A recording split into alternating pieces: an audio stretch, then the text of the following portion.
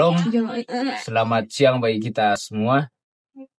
Saya sebagai host pada saat ini, perkenalkan saya Vincentius Yesra Bontong dan 7 narasumber kita yang akan membahas sebuah topik yang menarik, yaitu sejarah misi Gereja Katolik abad ke-16 dan sampai abad ke-18 di Asia Tenggara, era Vasco da Gama. Dan inilah 7 narasumber kita pada saat ini. Dipersilakan untuk memperkenalkan diri. Ya, terima kasih untuk kesempatannya. Perkenalkan, nama saya Stephen Manlisa. Perkenalkan, nama saya Irawati Tanggidua. Halo, saya Yuniel Ribe. Saya Milba Pratama. Saya Albert. Saya Ikesi Juli Ciaparanan. Saya Yaspenita. Ya, sebelum melangkah jauh ke dalam materi kita pada saat ini, saya akan bertanya mengenai negara-negara apa saja yang ada di Asia Tenggara yang bergabung atau menjadi tempat misi Gereja Katolik pada era Vasco da Gama. Ya, pada era Vasco da Gama ada beberapa negara menjadi tempat terjadinya misi Katolik Kristen. Ada negara Uma atau yang kita kenal sekarang itu sebagai negara Afrika. Kemudian ada negara Siam atau negara Thailand dan juga ada negara Filipina. Itulah beberapa negara tempat terjadinya misi Katolik Kristen pada era Vasco da Gama. Lalu bagaimana awal mula misi Gereja Katolik masuk ke dalam negara-negara yang kemudian saudara sebutkan? Sebelum kabar Injil Katolik Roma masuk di Burma dan Siam, sebelumnya sudah ada beberapa agama, yaitu animisme dan Buddha. Boleh dikatakan pekabaran Injil di Roma agak sulit dikarenakan raja di Burma saat itu menolak para pendatang yang ada di Burma. Begitupun dengan masyarakatnya, mereka juga merasa bertentangan dengan para pendatang yang ada di Burma saat itu. Tetapi pada saat pedagang-pedagang berhasil masuk ke Burma dan mengambil tempat di dalamnya, maka pada tahun 1554 2 orang rahib Donimikan diutus ke Burma dengan tugas melayani kaum pedagang tersebut. Namun hanya 3 tahun mereka bertahan di Burma, lalu mereka... Ya, meskipun pada saat itu perjuangan para misionaris mengalami banyak tantangan, tetapi mereka berhasil untuk mencapai sebuah capaian kecil, yaitu sebuah komunitas Katolik yang disebut sebagai Biingyi, di mana keturunan Portugis dan orang di Burma pada saat itu menikah, sehingga mereka pun mempertahankan iman mereka, yaitu iman Katolik, dan komunitas itu juga merupakan komunitas pertama yang ada di Burma. Ya, tentu tidak hanya itu. Pada abad ke-18 juga kedatangan misionaris dari ordo lain, seperti dari ordo Barnabit dan Biaris. Di sini mereka melanjutkan karya pelayanan itu dengan mendirikan sekolah-sekolah kecil dan membantu masyarakat miskin. Nah, walaupun pada saat itu jumlah umat belum banyak, tetapi benih iman mereka tidak padam. Jadi bisa dikatakan bahwa walaupun Gereja Katolik di Burma pada saat itu tidak berkembang secara besar atau lebih besar, namun itu membawa atau menguatkan iman Gereja Katolik di Myanmar pada saat ini. Ya, betul sekali, karena sampai hari ini keturunan komunitas Biingyi masih ada dan dikenal sebagai bagian tertua dari umat Katolik yang ada di Myanmar. Lalu bagaimana dengan proses masuknya dan tersebarnya misi Katolik di Siam atau Thailand pada saat itu? Ya, kita sudah membahas mengenai sejarah masuknya misi Katolik di negara Myanmar pada saat itu. Saat ini kita akan melanjutkan ke dalam sejarah misi Katolik di negara Siam atau Thailand yang dikenal saat ini. Bagaimana dengan proses misi Katolik di era pada saat itu ke dalam negara Siam atau Thailand. Ya, proses tersebarnya misi Katolik di Siam atau di Thailand ini berbeda dengan bangsa Burma atau Myanmar. Bangsa Myanmar karena bangsa Thailand ini lebih bersikap toleransi terhadap orang asing. Karena pada tahun 1911 sesudah Aib Ukukuerke merebut pelabuhan Malaka, ia mengutus delegasi ke ibu kota Siam. Karena adanya delegasi ini, sehingga para utusan disambut baik di istana dan raja memberi izin terhadap perdagangan dengan orang Thailand. Para pedagang Portugis kemudian banyak bermukim ke Thailand. Nah, pada tahun 1555, Uskup Goa kemudian mengutus 2 pastor Dominikan untuk melayani pedagang Portugis pada saat itu. Namun sangat disayangkan bangsa Siam pada saat itu menolak keras terjadinya misi Kristen dan kedua pastor Dominikan itu mati syahid. Jadi di negara Thailand pada saat itu toleransi sangat dijunjung tinggi. Sehingga kemudian pedagang-pedagang Portugis diizinkan untuk masuk ke dalam negara Thailand untuk berdagang. Sehingga kemudian diutus 2 pastor. Tapi disayangkan 2 pastor ini mati syahid karena penolakan orang-orang di Thailand mengenai penginjilan misi gereja Katolik yang tersebar. Ya, tapi pada tahun 1657 sampai 1688 di sini Raja Narai yang memerintah pada saat itu meminta pertolongan kepada Prancis untuk melawan Belanda. Nah, sehingga ia harus rela mendukung misi Katolik. Sehingga pada tahun 1662 Uskup Pierre Lambert de La Motte dengan 27 pastor Katolik lainnya tiba di Siam. Kemudian pada 4 tahun setelah mereka tiba, sebuah seminari dibuka.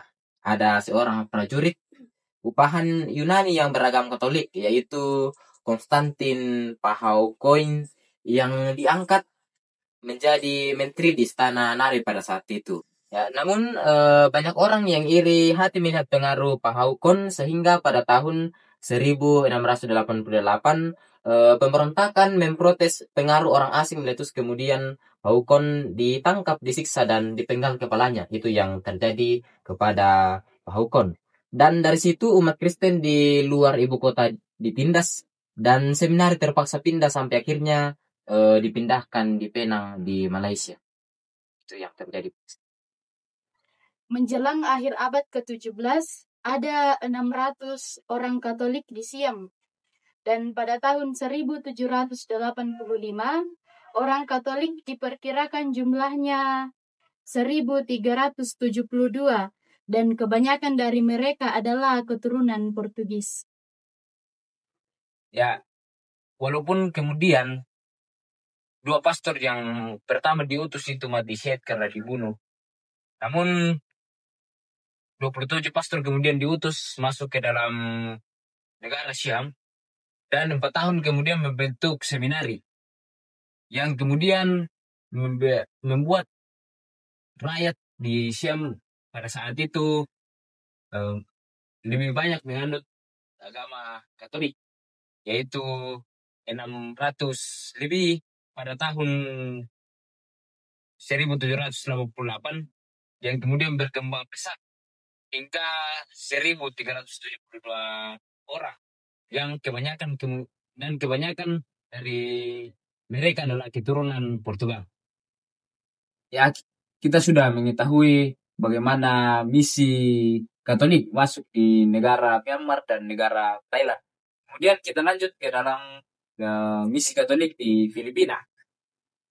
bagaimana dengan perkembangan misi Katolik di negara Filipina pada saat itu? Ya, negara Filipina adalah satu-satunya negara di Asia yang penduduknya hampir seluruhnya beragama Kristen. Filipina termasuk wilayah jajahan Spanyol menurut perjanjian Tordesillas pada tahun 1493. Berbeda dengan pemerintah di negara-negara Protestan, pemerintah Spanyol lebih mendukung pekabaran Injil di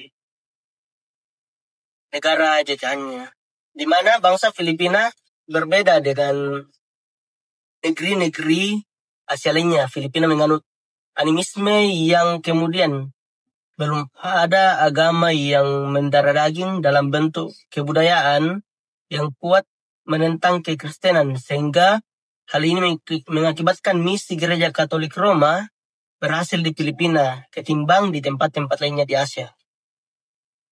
Dan kemudian Raja Spanyol ini mengutus seorang Portugis yaitu Magellan untuk mencari jalan laut ke Maluku. Kemudian ia tiba di Kepulauan Filipina pada tahun 1521. Dan utusan ini disambut baik oleh Raja Humabon di Pulau Cebu. Dan pelayanannya ini menghasilkan sejumlah warga istana dibaptis. Tidak lama kemudian, Magellan tewas dalam pertempuran Humabon dengan raja tetangga.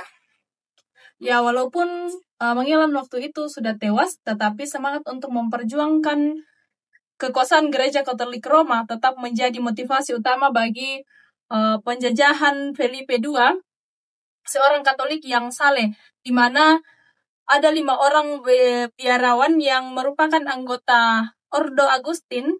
Mereka menyertai Legazpi dalam perjalanan ke Filipina. Perlu diketahui bahwa ada beberapa ordo yang masuk ke Filipina seperti Ordo Fransiskan yang masuk pada tahun 1577, kemudian diusul oleh Ordo Dominikan pada tahun 1587, dan Serikat Yesus pada tahun 1595. Ya, jadi perlu diketahui bahwa dalam perluasan kekristenan di Filipina oleh orang-orang penginjil dari Spanyol, mereka menganggap bahwa hal ini merupakan keberlanjutan dari perang salib, sehingga para penginjil dari Spanyol ini tidak segan menggunakan kekerasan dengan menggunakan senjata dalam mengkristenkan orang-orang Filipina. Nah, kemudian pada tahun 1586 dilaporkan bahwa ada sekitar 400 orang di Filipina yang dibaptis, dan serentak mereka juga dijadikan sebagai warga kerajaan Spanyol. Nah, hal ini yang membuat gereja semakin berkembang di Filipina, dan pada tahun 1750 kekristenan atau warga Kristen di Filipina ini mencapai 1 juta orang.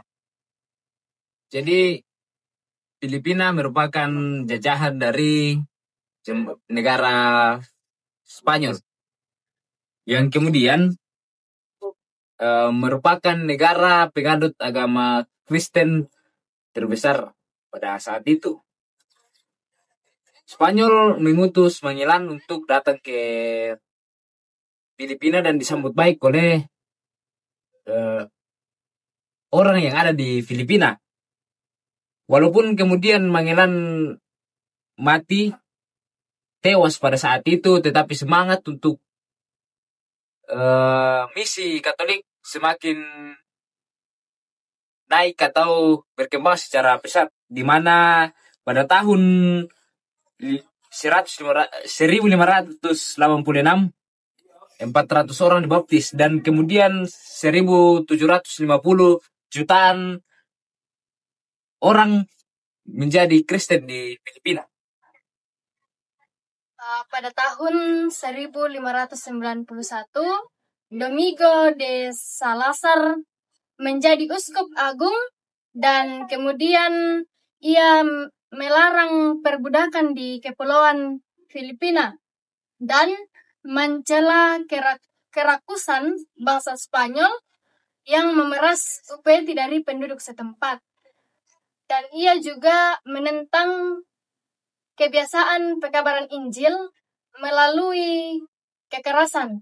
Nah, pada saat itu kebijakan reeducation yang mana mengumpulkan orang Filipina dari berbagai desa untuk menetap dalam kota di mana mereka lebih gampang diperintah dan diajar imam Katolik. Namun sayangnya orang Filipina dengan kuat melawan kebijakan reduction ini sehingga pemerintah Spanyol memakai kekerasan pada saat itu. Pedro Crino, seorang Yesuit, tiba di Filipina pada tahun 1590. Nah, sesudah belajar bahasa Tanggalo, ia memakai nyanyian Tanggalo tradisional sebagai sarana untuk mengajarkan iman Katolik pada saat itu. Ia juga menyesuaikan diri sejauh mungkin dengan adat istiadat Tanggalo. Namun, dengan tegas ia menyuruh orang yang menjadi Kristen supaya jelas pemisah diri dengan kepercayaan lain. Nah, dengan perkembangan gereja di Kepulauan Utara ini, ia mengalami gerakan massal sehingga hampir seluruh penduduk menjadi Kristen pada saat itu. Tetapi sayangnya kekurangan pastor mengakibatkan penggembalaan serta pengajaran yang kurang mendalam. Itulah sejarah misi Katolik pada abad ke-16 sampai 18 di Asia Tenggara di era Vasco da Gama. Kita sudah menyaksikan bagaimana dari narasumber kita pada saat ini, bagaimana semangat misi Katolik pada abad ke-16 sampai 18 di 3 negara, yaitu Myanmar, Thailand, dan Filipina. Demikianlah podcast kita pada kesempatan saat ini. Sampai jumpa di podcast berikutnya. Salam dan selamat siang.